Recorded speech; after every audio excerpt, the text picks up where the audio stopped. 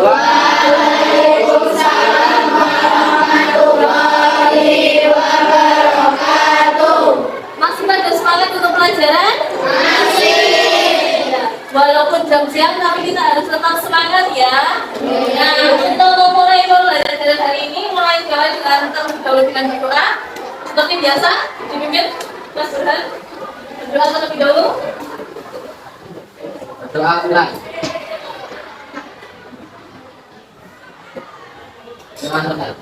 Terima kasih sudah mau berdoa. Nah, kenapa sih kok kita harus berdoa? Supaya kegiatan kita dalam melakukan kegiatan belajar nanti supaya ilmu yang tersebut itu bisa masuk dan diamalkannya. Ya. Hari ini ada yang tidak masuk apa tidak? Ada. Siapa? Bidan sama Rafi. Bidan kemana Bidan? Atau apa? Ya. Kalau Rafi? Sakit ya. Nanti coba konfirmasi sama Bu Wali kelasnya. Walinya Bu siapa? Ustazah Tifa ya. Nanti coba dikonfirmasi sama Ustazah Tifa. Mau pindah kemana sama kalau Rafi sakit? Ya nanti kalau sakit kalau lebih dari 3 hari nanti jangan lupa dijenguk ya. Nah untuk memulai pembelajaran kita hari ini coba perhatikan dulu video.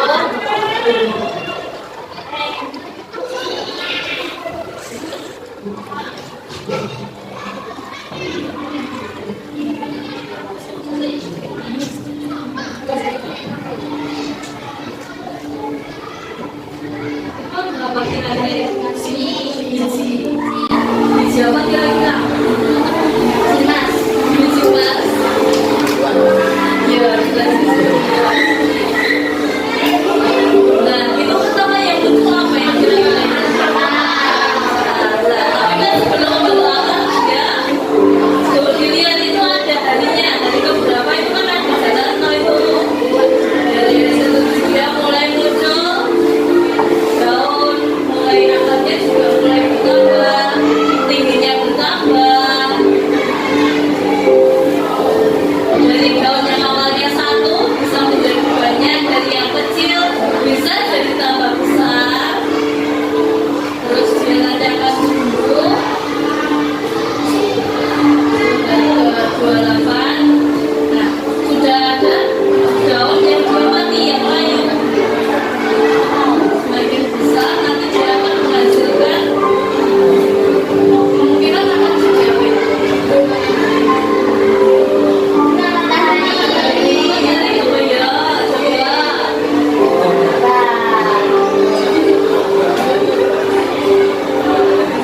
Ya, bunga matahari. Jadi proses pertumbuhan bunga matahari dari biji sampai dia berbunga itu kemungkinan butuh 60 hari sampai dia benar-benar mekar, lalu sampai dia jadi layu lagi. Nanti bunganya akan layu, nanti akan muncul biji. Seperti itu.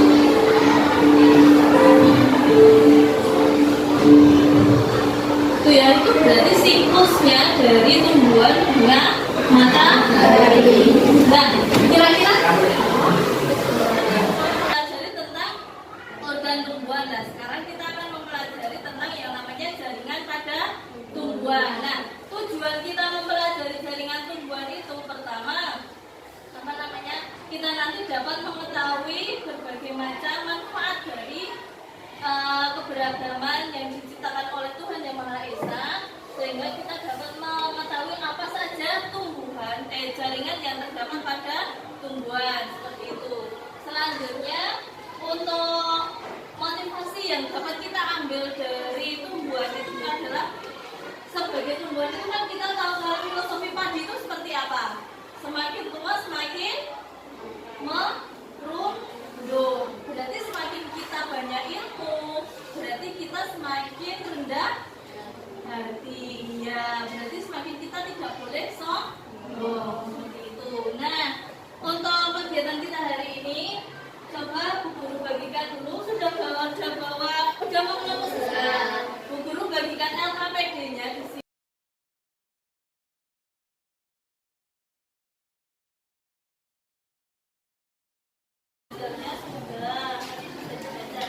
Fase yang pertama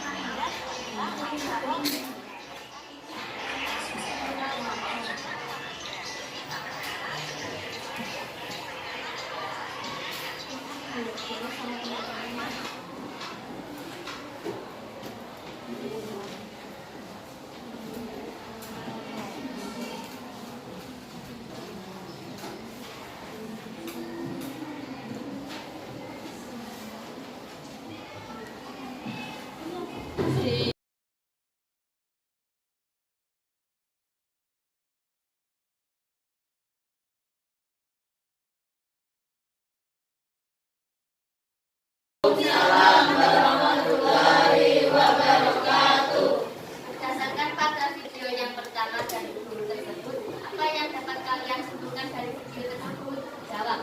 Tumbuhan dapat mengalami fotosintesis yang dipengaruhi oleh beberapa faktor, di antaranya karbon dioksida, cahaya, dan air. Mas kedua, berdasarkan video tentang jaringan tumbuhan, buatlah rumusan masalah berupa pertanyaan yang akan dicari jawabannya pada pengamatan yang akan dilakukan.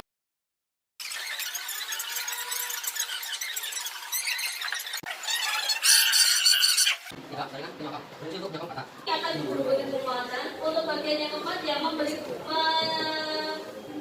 kesimpulan. Ada yang mau menyampaikan kesimpulannya? Kelompok berapa? 6. Ya, silakan maju. Kelompok 6 mau menyampaikan hasil kesimpulannya dari kegiatan kita kali ini.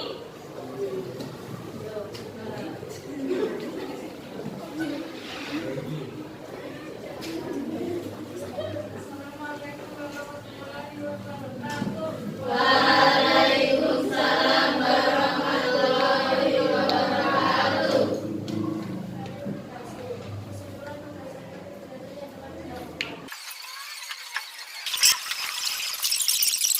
Seaktif seperti jaringan muda. Nah, untuk jaringan tua atau jaringan permanen itu macamnya ada berbagai macam. Pertama, itu ada yang namanya jaringan epidermis. Apa itu jaringan epidermis? Itu jaringan yang biasanya letaknya di luar dari organ atau di luar dari tumbuhan atau hewan itu. Nah, untuk jaringan epidermis karena dia letaknya di luar, berarti fungsinya sama aja kulit atau tembok. Fungsi kulit atau tembok itu untuk apa? Melindungi. Nah, berarti jaringan epidermis itu fungsinya untuk melindungi jaringan yang ada di atasnya atau di bawahnya. Nah, yang kedua ada yang namanya jaringan parenkim atau jaringan mesofil seperti itu atau jaringan dasar. Jaringan parenkim itu dia letaknya di lebih dalam daripada epidermis. Harusnya nanti ada di slide, tapi slide-nya ternyata agak error. Jadi nanti guru jelaskan aja. Nah, untuk parenkim itu dia fungsinya ada dia sebagai tempat menyimpan cadangan makanan. Dia berfungsi sebagai tempat terjadinya fotosintesis juga ada, atau tempat untuk mengangkut berbagai macam zat yang ada di dalam tumbuhan. Yang ketiga ada yang namanya jaringan pengangkut. Nah, jaringan pengangkut berarti fungsi utamanya adalah untuk mengangkut. Nah, apa yang diangkut? Nah, yang diangkut itu ada dua. Pertama, ada mengangkut air dan bara mineral. Nah, air dari tumbuhan itu berarti diambil dari mana? Akar. Nah, berarti diambil dari akar, diedarkan ke seluruh tubuh sampai ke bagian daun. Yang kedua itu ada mengangkut zat hasil fotosintesis. Fotosintesis terjadinya di mana? Di daun. Berarti mengedarkan hasil fotosintesis dari daun ke seluruh tubuh tumbuhan ya. Nah, selanjutnya ada yang jaringan yang ada di atasnya atau di bawahnya ya. Yang kedua ada yang namanya jaringan parenkim atau jaringan mesofil seperti itu atau jaringan dasar. Jaringan parenkim itu dia letaknya di lebih dalam daripada epidermis. Harusnya nanti ada di slide, tapi slide-nya ternyata agak error. Jadi nanti guru jelaskan aja.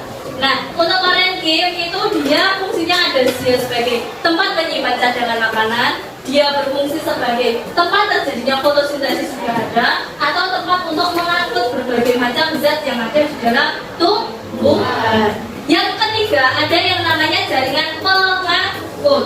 Nah, jaringan pengangkut berarti fungsi utamanya adalah untuk mengangkut. Nah, apa yang diangkut? Nah, yang diangkut itu ada dua. Pertama, ada mengangkut air dan bara mineral. Nah, air dari tumbuhan itu berarti diambil dari mana? Akar. Nah, berarti diangkut dari akar, diedarkan ke seluruh tubuh sampai ke bagian daun. daun. Yang kedua itu ada mengangkut zat hasil fotosintesis. Fotosintesis terjadinya di mana? Di daun. Berarti mengedarkan hasil fotosintesis dari daun ke seluruh tubuh tumbuhan. Ya. Nah, selanjutnya ada yang namanya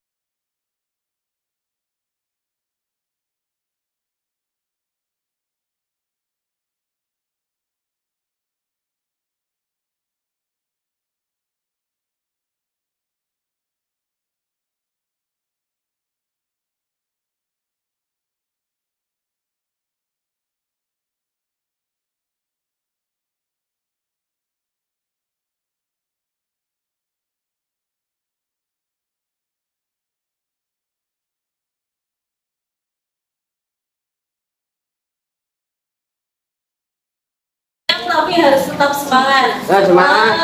Terima kasih untuk pembelajaran kita hari ini sudah berjalan dengan lancar walaupun tadi sempat ada kendala.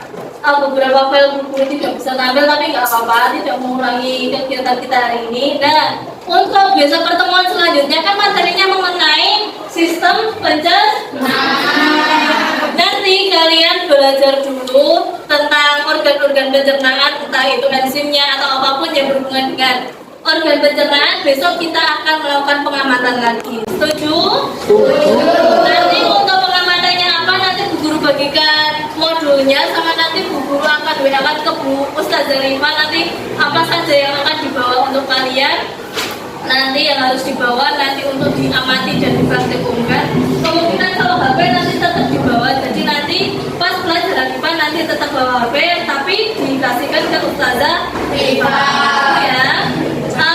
Untuk menutup kegiatan hari ini, yang lainnya Mas Burhan, siapa lagi Mas Adnan, coba dipimpin doa untuk mengakhiri kegiatan pembelajaran IPA hari ini. Ya, bisa dipimpin. Mulai.